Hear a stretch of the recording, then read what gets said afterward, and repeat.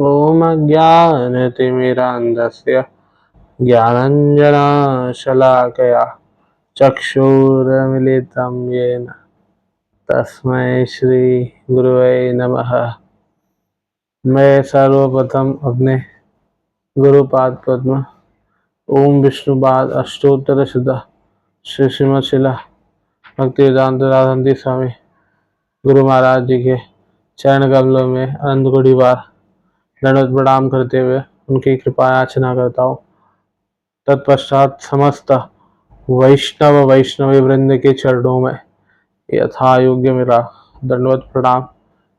मैं सभी से प्रार्थना करता हूँ कि वे मेरे ऊपर कृपा करें और समस्त गुरु वर्गों के चरणों में अनंत कोटि दंडवत प्रणाम कि वे भी मेरे ऊपर कृपा करें।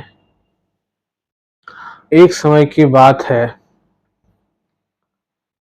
राजा जनक जी जो सीता जी के पिताजी थे, उनके दरबार में बहुत सारे ऋषि ज्ञानी योगी लोग, बड़े बड़े ऋषि ज्ञानी योगी लोग और जिन्होंने आत्म साक्षात्कार किया हुआ है ऐसे भी योगी लोग थे, जिन्होंने साक्षात भगवान का दर्शन किया हुआ है ऐसे भी योगी लोग थे। उसमें से एक थे याज्ञवल्क्य जी।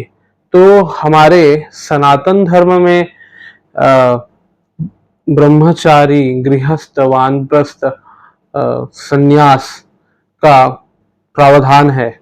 तो जो गृहस्थ होते हैं उनको 50 वर्ष की आयु के बाद में वानप्रस्थ यानी कि वन के ओर यानी कि भजन मार्ग के ओर प्रस्थान करना होता है। तो याज्ञवल्क्य जी अपनी पत्नियों के पास गए। उनकी पत्नियों का नाम था श्री कात्यायनी जी और मैत्रेयी जी, और दोनों ही बड़ी विदुषी महिलाएं थी। उनको शास्त्रों के ज्ञान थे और वो दिन रात भौतिक चीजों में ही नहीं उलझे रहते थे, बड़े ही शास्त्र का नॉलेज था और बड़े ही भजनशील थे और खाने पीने सोने में जो ये सब भौतिक चीजों में ही दिन रात नहीं लगे रहते थे, वे भजन करते थे भगवान का।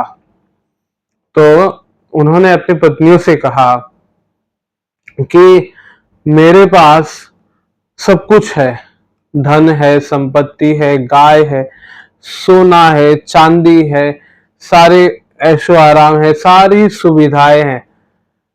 तो आप ये सुविधाएं लीजिए और मेरा समय हो गया है, मुझे वन की ओर प्रस्थान करना है, तो मुझे वन की ओर आप प्रस्थान करने के लिए आज्ञा दीजिए। तो यही बात उनने फर्स्ट ऑफ ऑल अपनी पत्नी कात्यायनी जी को बोला, तो कात्यायनी जी मान गए। और फिर उसके बाद में यही चीज उन्होंने मैत्रेयी जी को बोला। तो मैत्रेयी जी ने बोला कि ठीक है आप जाइए, बट मेरे एक प्रश्न है, वो प्रश्न का उत्तर मुझे देते हुए जाइए।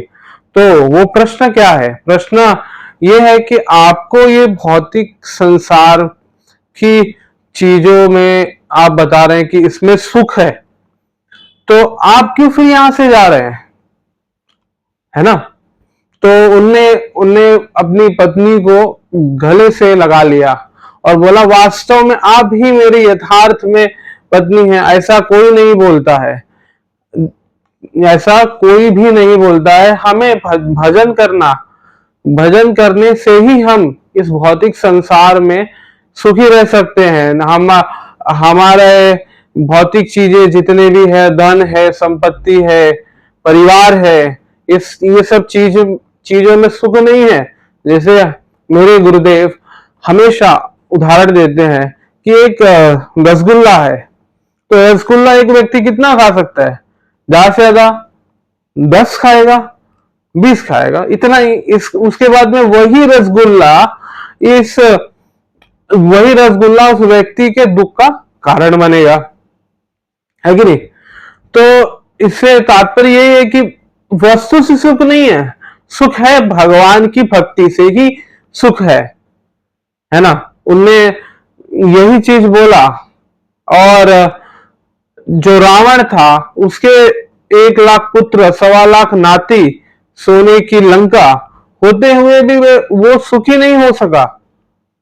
क्यों? क्योंकि भौतिक चीजों में सुख नहीं है, सुख है एकमात्र भगवान के भक्ति में। तो यही मेरा निवेदन है कि सभी लोग भगवान का भजन करिए अच्छे तरीके से। और कार्तिक महीना अभी चल रहा है तो सभी लोग भगवान का दामोदर अष्टकम करिए और दीप दान करिए। जितना ज्यादा से ज्यादा हो सके अपने भजन को भी बढ़ाने का प्रयास करिए। यही मेरा आपसे विनम्र निवेदन है। हरे कृष्णा।